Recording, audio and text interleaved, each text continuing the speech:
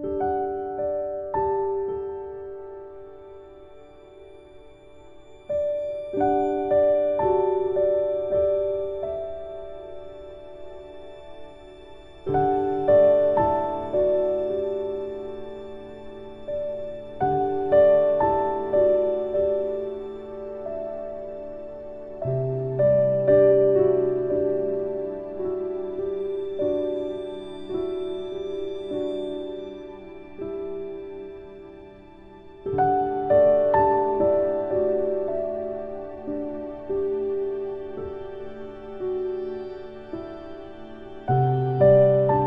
guys, welcome back to our channel, our humble abode VLDG Production. So sa araw na to, andito tayo sa Plaza Castilla dito sa Madrid. So ito yung pinaka first na pinuntahan ko nung bagong dating ako dito sa Espanya.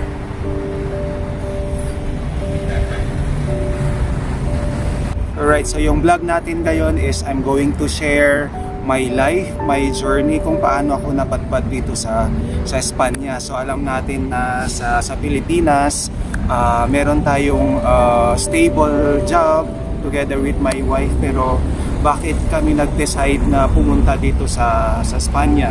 So ayan guys, samahan nyo ko ulit ngayon sa aking sharing tungkol sa aking buhay, at sana ay may mapupulot kayong aral dito sa segment natin, ang OFW Diaries.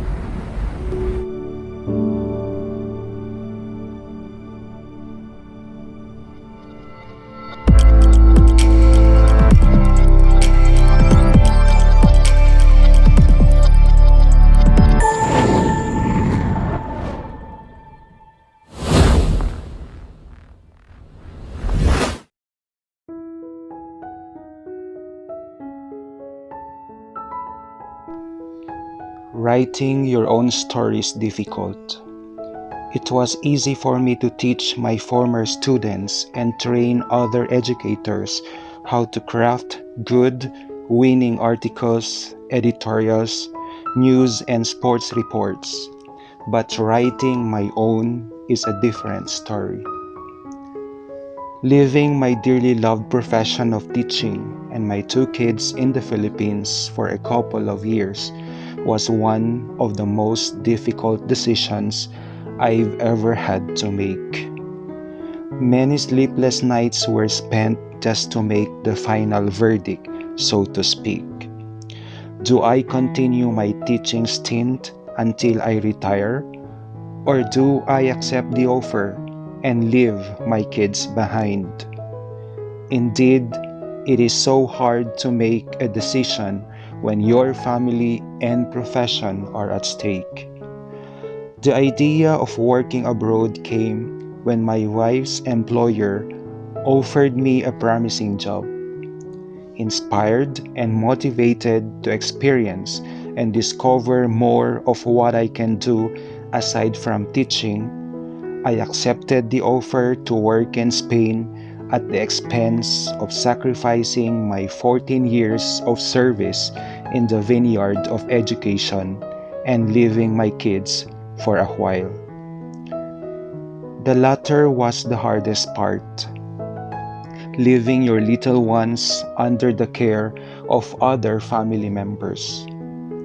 One of the objectives when I accepted the job was to be able to extend help and assistance to my own family, my parents and siblings financially, because we have the notion that when one works abroad, one can earn triple or even quadruple compared to what is being earned in one's native land. This could not be denied in the third world country where I come from. This prompted me to land a job abroad, as well as the experience I would gain and the possibility to be with my better half. In 2011, I arrived and joined my wife in Madrid, Spain. As promised by her employer, I work as his secretary and marketing assistant to his company, but lasted for just a couple of weeks due to the fluctuating economy in Spain. I had the greatest crisis that time. I was so desperate and couldn't take a sound sleep thinking of what I left in the Philippines. I sacrificed my profession and left my kids just for nothing. I felt numbed listening to my kids sobbing, "No te vayas, papa, por favor," in my dreams. I couldn't hold back my tears, thinking of what I had lost. I felt I had made the worst decision of my life.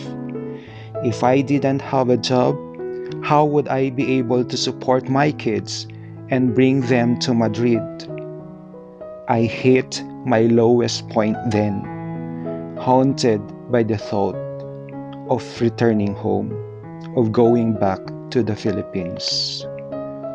1 month passed, 2 months, and I was still on my toes looking for jobs. By late March 2012, 5 months after I had arrived in Spain, I received an FB message from a friend in Barcelona that a certain Filipino bank in Madrid was looking for a cashier. I prepared my CV and sent it right away to the contact person. I was interviewed the next day but had to wait for the selection process. A couple of days passed. I felt no chance of getting the job. My wife and her immediate family were so worried because I needed to have a work contract to renew my residence permit. Since no job offers aren't coming yet, to make both ends meet, I needed to tutor my niece to earn a little and worked some part-time jobs and even ran errands for our neighbors. God is so good. I got a call after 2 weeks of waiting and was told I could start right away. I was trained and worked as a cashier of this Filipino bank, a far cry from what I used to do before as part-time employee and eventually reaching full-time status. I felt relieved because I had gotten it at last, but this joy only sparked for a year. The bank closed and I was totally wrecked. I kept asking myself, how would we be able to get our kids so soon as we had promised them if I don't have a job anymore? However, the bank prepared us well and offered some opportunities. It seemed the closure was a blessing in disguise because it opened another door for me. The former bank had ties with the present company I am in, and I was recommended to work with them. Many things have changed. Many things were learned when I became part of this huge multicultural company. At first, it was difficult because of language barrier, but I worked hard and tried to reach out to the Filipino community in Madrid. With the full support of the company, I introduced the services to the community and yielded positive results by God's grace. I worked and mingled with people of diverse cultures and backgrounds. I learned many new things from this company. It seems like I evolved. I could say that my life now is going to the right direction. It's like the torn pieces are slowly forming into a complete me. My kids joined us in Madrid after 3 months of working with my present employment. 3 years later, I wasn't expecting to be named one of the Heroes awardees during the company's celebration. And now,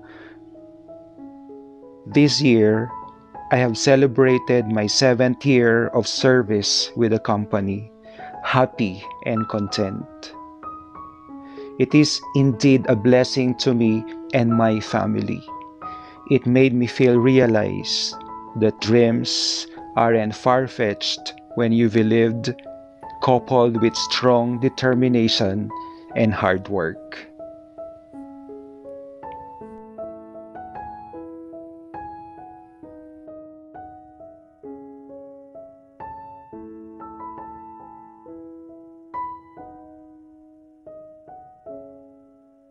Ayan, so dito na po nagtatapos ang ating OFW Diaries sa araw na ito. So, napagtanto natin na may mga opportunities tayo sa buhay. So, nasa sa atin kung paano natin ito i-grab, kung i-accept ba natin ang mga ito o hindi. So, nasa sa atin po yun. So, we have to weigh things.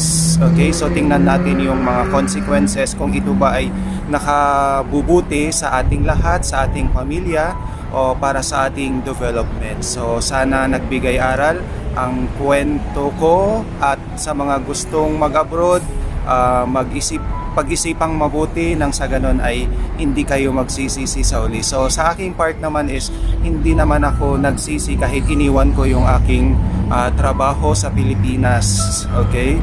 So meron naman tayong parang ibang alternative.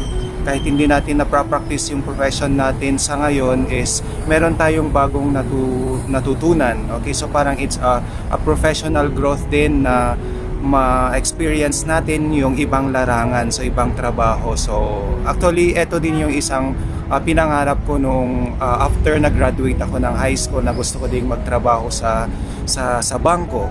Okay, so aside doon, dream ko din yung photography, paggawa ng video. So nagagawa ko na ngayon dahil sa pagba-vlog. So ayun, so sabi nga nila, walang permanent na bagay dito sa mundo. So there is no permanent thing in this world. Okay, so lahat nagbabago. So ang alam natin is eto na yung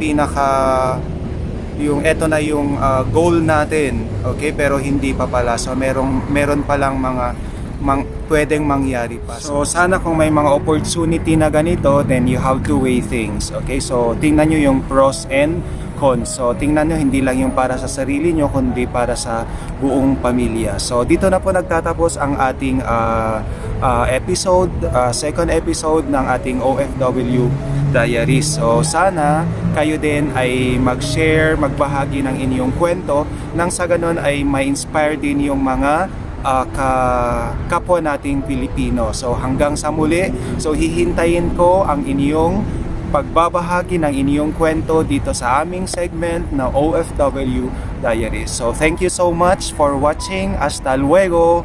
Ciao!